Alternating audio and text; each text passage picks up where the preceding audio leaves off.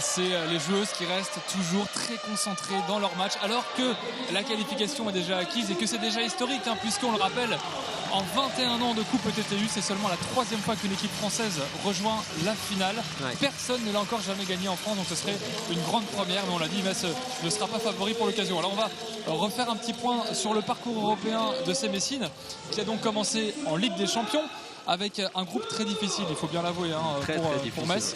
Et les Mosellanes ont réalisé quelques grosses prouesses en venant notamment à bout 2 fois de l'équipe de Berlin, qui a été demi-finaliste de l'épreuve. Metz qui a également battu 2 fois Postas, mais qui a coincé à 2 reprises contre Linz, qui pour sa part s'est qualifié pour la finale. Donc pas de quoi rougir, en même temps ça s'est joué à pas grand chose finalement. Oui, voilà, il y a eu 4 victoires sur 6 matchs. C'est très rare de ne pas sortir de poule avec 4 victoires.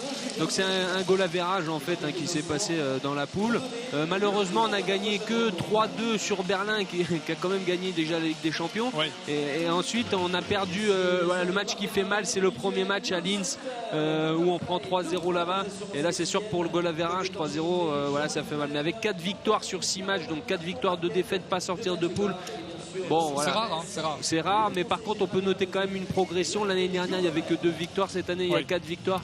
Avec l'apport de Carole l'année prochaine, en plus en gardant la même structure d'équipe, on peut légitimement essayer de viser enfin cette sortie de poule de Ligue des Champions. C'est ce qu'il faut viser, et c'est tout naturellement que Metz donc visera le dernier carré. Mais quand on regarde en plus l'affiche de cette finale, donc Linz qui est opposé à Fenerbahçe, qui a déjà eu le match aller, ce sont les Turcs, hein, qui se sont imposés 3-2 du côté de l'Autriche. Donc Fenerbahçe bien parti pour remporter la Ligue des Champions. Ouais, et quand on se rappelle que Metz a battu Fenerbahçe l'année dernière, hein, c'était l'année dernière certes, mais les Messines avaient gagné le match aller du côté de Metz en Ligue des Champions et s'étaient inclinés sèchement ensuite à Istanbul. Mais elles sont capables de rivaliser avec les meilleures européennes. Maintenant il faut que ça soit plus régulier. Ouais, exactement, l'équipe d'Istanbul avec à l'heure actuelle la meilleure européenne, Elisa Samara, qui est roumaine, une équipe voilà, je pense vraiment en pole position pour gagner cette Ligue des Champions cette année. Nous on va essayer de gagner la Coupe TTU. Oui, ça sera déjà pas si mal, hein, la deuxième Coupe d'Europe. Effectivement, on va assister à la deuxième rencontre du soir qui va opposer la numéro 2 Messine, la numéro 2 française également, qui va jouer donc la roumaine Iulia Nicola. Après donc ce premier point remporté par Fouillou, mais on va profiter de ce petit échauffement rapide pour dire un mot quand même sur l'équipe de Pro B masculine que vous dirigez depuis cette année. Tout à fait, Arnaud. On va passer la Pro B masculine cette année, on est 8e du championnat. On a fait une très bon début de championnat sur la première phase, sur ce qu'on appelle la phase aller, les 8 premiers matchs. La phase retour est un petit peu plus difficile. On joue exclusivement avec des joueurs du centre de formation.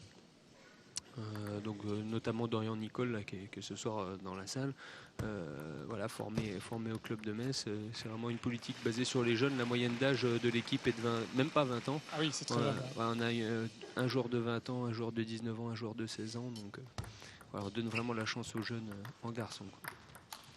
Parce qu'il faut rappeler qu'on a quand même une équipe masculine en Pro B. C'est vrai qu'elles vous font un petit peu de l'ombre, même si elles ne le veulent pas forcément, hein, les joueuses de Metz et Isotame en Pro A. On s'entend très bien. Tant mieux, il n'y a pas de souci. Tant mieux, ça veut dire qu'elles gagnent. Et c'est parti donc pour cette rencontre.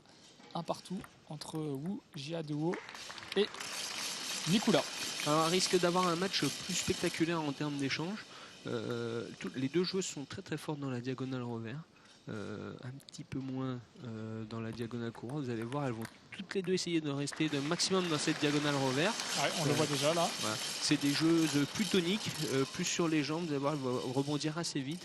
Un jeu basé vraiment sur la vitesse. Tout à l'heure, Fouillou, c'était plus sur la variation d'effet, essayer de jouer en un coup. Là, on est plus sur de la vitesse pure, un petit peu moins d'effet, mais beaucoup plus de rapidité dans le jeu, quoi. Encore un bon départ pour les Messines. Wujadou, qu'on surnomme Doudou, très professionnel. Une joueuse tout le temps fait très attention au quotidien, sur sa nourriture, sur sa préparation, sur un petit peu tout. Toutes ces choses qui sont importantes pour une sportive de haut niveau. Là on peut voir une faute en courant. C'est vraiment là, quand elle est un petit peu tendue, c'est là où ça peut se dérégler un petit peu, quoi. Ah, voilà, ça va la mettre en confiance. Ouais, là pour le coup c'est pas du tout déréglé et c'est parfait pour mener 5-2. Elle est bien rentrée dans ce coup droit, c'est important de faire une action franche dans la balle au début du match pour se mettre en confiance, se libérer un petit peu.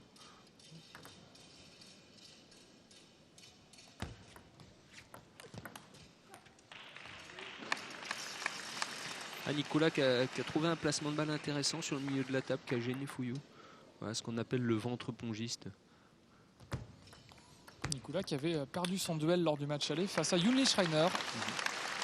3-0, hein, puisqu'on rappelle que toutes les rencontres, les 3 rencontres qui sont disputées se sont soldées sur ce score de 3-0. Et que pour l'instant on est parti sur les mêmes bases, puisque Fouillou, si vous nous rejoignez, a facilement disposé tout à l'heure de Xiao. Alors, une petite anecdote, c'est que sur les 6 joueuses qu'on a ce soir, donc 3 de Metz et puis 3 en face de Carthagène, il y a 5 joueuses qui ont déjà joué pour le club de Carthagène sur les 6 qu'on a ce soir. Ah, donc ça veut dire que Carthagène quand même sur le tennis de table féminin c'est vraiment une place forte depuis très longtemps. Et pourtant on a pu le vérifier, donc je le disais tout à l'heure au match aller, c'est pas forcément très populaire là-bas, on a l'impression. Oui, enfin, mais ils ont une tradition vraiment sur Carthagène, un centre de formation, ils ont une équipe de garçons qui est également assez performante et ils ont pas mal de joueurs qui vivent là-bas, qui s'entraînent au quotidien là-bas, comme Vladimir Samsonov. Qui était numéro 1 mondial, qui est aujourd'hui top 10 mondial encore, aux alentours de la 10e place mondiale. Donc ils ont vraiment une culture par contre de l'entraînement là-bas, peut-être un petit peu moins sur le championnat en lui-même, sur les équipes. Voilà, encore une belle attaque en coup droit qui conclut ce set parfaitement, remporté facilement 11 points à 4. Ça commence très bien pour vous qui s'est donné de la confiance dès les premiers échanges. On l'a vu avec ces attaques coup droit qui ont été réussies à merveille. Et donc ça continue comme ça a commencé ce soir avec des sets pour l'instant sans trop de suspense, à l'exception peut-être du 3e tout à l'heure de Fouillou. Mais bon, encore qu'elle a fait la course en tête pendant toute la manche. Les filles restent sérieuses. On voit que donc Doudou elle va essayer de chercher sur son service plutôt dans le court coup droit de Nicolas. C'est là où elle est le plus friable en mise de service et puis après pour mettre en place son jeu de vitesse avec son revers. On a pu voir également, elle a fait une faute de coup droit au début du set et tout de suite elle a voulu rectifier. La Mia, elle a mis un gros coup droit gagnant, ça l'a vraiment libéré, derrière ça a enchaîné, quoi. Allez, le deuxième set qui va débuter dans quelques instants. On peut dire rapidement un petit mot sur le circuit mondial junior aussi qui va être organisé à Metz très prochainement. Ça va commencer dans les jours qui viennent. Voilà, on commence la préparation. Enfin, la préparation, c'est un an de préparation, mais préparation de la salle la semaine prochaine, en fin de semaine. Et puis ça attaque la semaine d'après. Donc circuit mondial junior qui va réunir une trentaine de pays, les meilleurs juniors de la planète. Tout simplement, donc c'est un gros événement sur la ville de Metz. On peut constater que la ville sur Metz au niveau tennis de table, il y a pas mal d'actions qui se font. Et c'est la meilleure organisation au monde. On salue d'ailleurs Vincent Blanchard au passage qui se donne pour cet événement chaque année. Vincent donc sur la Ligue de Lorraine et puis également Patrick Bayard, manager du club qui fournit également un énorme investissement sur cette compétition. Ces hommes de l'ombre qui font que Metz est aujourd'hui devenu une place forte du tennis de table français. Allez, c'est parti avec cette fois la Roumaine qui prend les devants. Mais bon, vous voyez, 2-1, rien de bien méchant pour l'instant. Voilà, donc toutes les deux, elles essayent de se neutraliser avec le petit service court dans le courroie, puis pour après décaler la joueuse et amener le jeu dans la diagonale revers. Difficile de trouver une solution pour l'instant pour Wu sur ce genre de retour. Ouais, elle cherche le court courroie. Ça fonctionne. Ouais. Toutes les deux, elles remettent assez mal dans le court courroie. On peut voir, et derrière, elles ont une balle assez favorable. Donc pour l'instant, c'est un combat de service. Je suis assez surpris. Je pensais que le jeu serait un petit peu plus basé sur la vitesse, plus d'échanges. Pour l'instant, c'est relativement fermé. Voilà, je dis ça et là, il y a un bel échange. Voilà, c'est déjà un petit peu plus long. Il y a au moins 4-5 frappes de balle. Qui permet donc à Wu de recoller à 3 partout.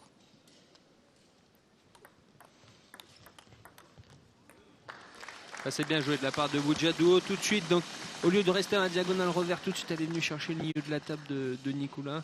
Ça, c'est bien joué.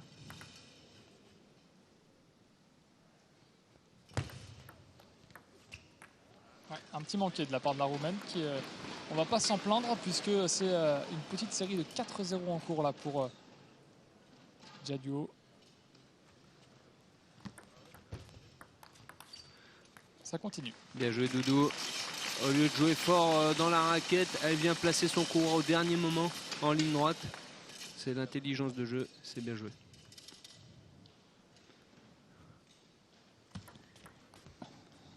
Elle a beaucoup de mal à lire les services pour l'instant de Doudou Nicolas.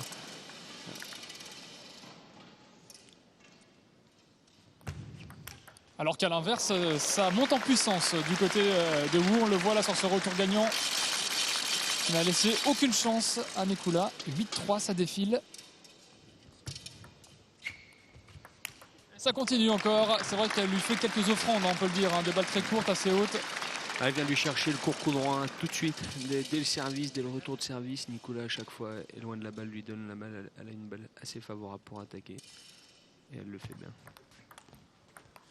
Avec de la réussite en plus, et ça fait donc 7 balles pour faire le break et mener 2-7-0. Elle est sur une série quand même de 9 points marqués consécutivement, parce qu'on rappelle que Nicolas menait 3-1 dans ce set.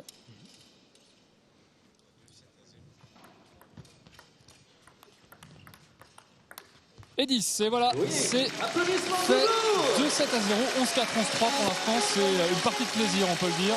Ouais, je suis agréablement surpris par le niveau de Doudou. Je pensais que ce match serait un petit peu plus serré. Là, on voit tout de suite, elle a pris la mesure en service. En fait, Nicolas n'arrive pas à se régler en termes de remise de service. Elle lui donne la balle à chaque fois. Donc ça fait point gagnant avec le courroie, avec le revers. Pour l'instant, elle n'a pas trouvé la solution, Nicolas, en remise de service. Ce qu'il faudra essayer de faire, c'est plutôt essayer de flipper, c'est-à-dire une attaque au-dessus de la table directement sur le service de Wu Jadou. Bon, on va voir si elle met ça en place. Je vois la coach de l'équipe espagnole qui lui fait des petits signes là-dessus. On va voir si elle arrive à le mettre en place. C'est pas toujours évident quand on est un petit peu stressé. Il doit y avoir 800 000 personnes. Elle sait que le match est presque perdu maintenant. Ça va pas être simple pour elle de finir. 800 000 personnes, je pense que vous enflammez un petit peu là, Nathanaël. Ouais, peut-être 600. Oh, on n'est pas loin. Ouais, non, on n'est pas loin du millier de personnes ce soir ici au Compact Saint-Florien. Pour ce match, bien évidemment. Donc, pour assister à cette qualification historique, quand même, parce qu'il faut le rappeler. C'est la première fois que ça arrive. En tout cas pour Metz. Ouais, elle a quand même été la chercher, sachant que derrière, ça allait être compliqué. Mais c'est une tradition depuis le début de ce match. C'est la Roumaine qui marque les premiers points à chaque set. Mais derrière, c'est une autre histoire. Voilà. Ah, bien joué. Alors, on va voir si elle revient sur le court courroie. Tout de suite au service. Voilà, tout de suite, elle revient sur le court courroie. De nouveau, Nicolas n'essaye pas de prendre le flip.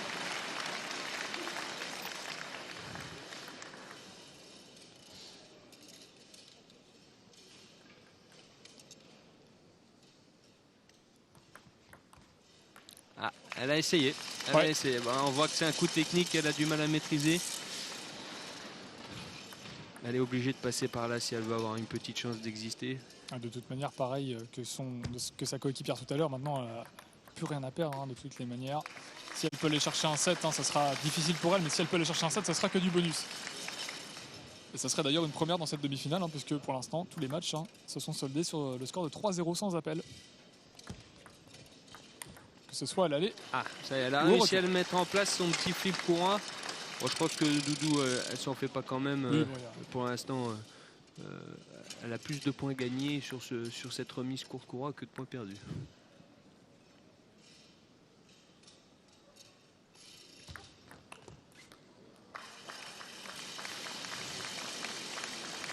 Et elle avance doucement mais sûrement dans ce match pour aller gagner le deuxième point. Il y aura une petite pause juste après cette rencontre. Restez bien avec nous puisque vous pourrez revivre pendant cette mi-temps, si on peut l'appeler comme cela, les meilleurs moments du match de mardi en championnat du côté du Nord à l'Isle-Lilanois. C'était le choc du championnat, mais tennis de table c'est largement imposé, mais vous pourrez revivre les victoires donc, de ces trois fabuleuses joueuses qui nous offrent énormément d'émotions depuis le début de saison. Une victoire qui permet, on peut le dire, quasiment à Metz d'être couronné. Ce sera peut-être le cas mardi ou même dès ce week-end si l'Isle-Lilanois venait à perdre son match puisqu'elle joue quelques jours avant. Je crois que c'est contre Saint-Quentin, je suis pas sûr à 100%, je crois que c'est un déplacement à Saint-Quentin. Donc si elle perdait contre Saint-Quentin, Metz serait déjà couronnée avant même de jouer mardi. Exactement. C'est quasiment joué d'avance. Ouais, superbe. Ouais, bien joué Doudou. Un enchaînement avec le courroie, une fois dans la ligne droite, une fois dans la diagonale, tout en cadence. Voilà, son courroie aujourd'hui, mis à part au tout premier set où il y a eu une petite erreur, mais elle a vraiment très vite réglé. C'est une grosse satisfaction là-dessus. Voilà, là on a pu voir Nicolas, le point fort de Nicolas sur l'attaque revers qu'elle n'a pas trop réussi à mettre en place depuis le début du match. Bon, il faudrait éviter qu'elle mette ça en place parce que c'est vraiment là où elle peut la gêner si elle distribue avec son revers sur toute la table.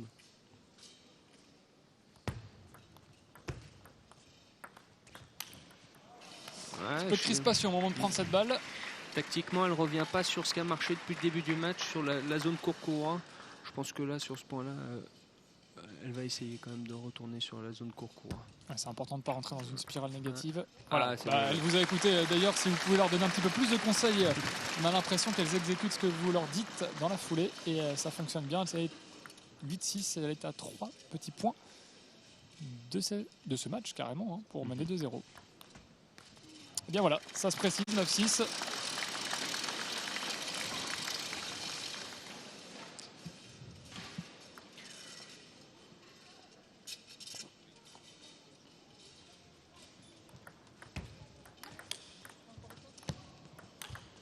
Ah, c'est dommage, ça prend la bande du filet.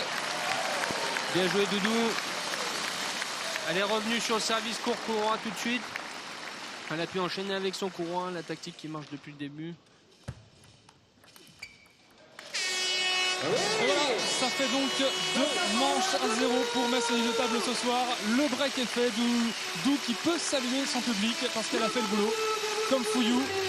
Et ça se précise pour une nouvelle victoire ici à domicile. Pour l'instant, on peut dire que ça se déroule sans accroc, Nathanaël. Hein. Oui, tout à fait. On a vu les jeux tout à fait sérieuses avec leur tactique de jeu étudiée avec Loïc et Yumni auparavant. Doudou qui tout de suite s'est mis en jambe avec son courant. Elle a fait une ou deux petites fautes sur le début du premier set, mais tout de suite elle a rectifié ça en essayant de chercher la zone court-courant. Et Fouillou avec son grand service, comme on parlait au début de retransmission, qui a réussi tout de suite à mettre en place.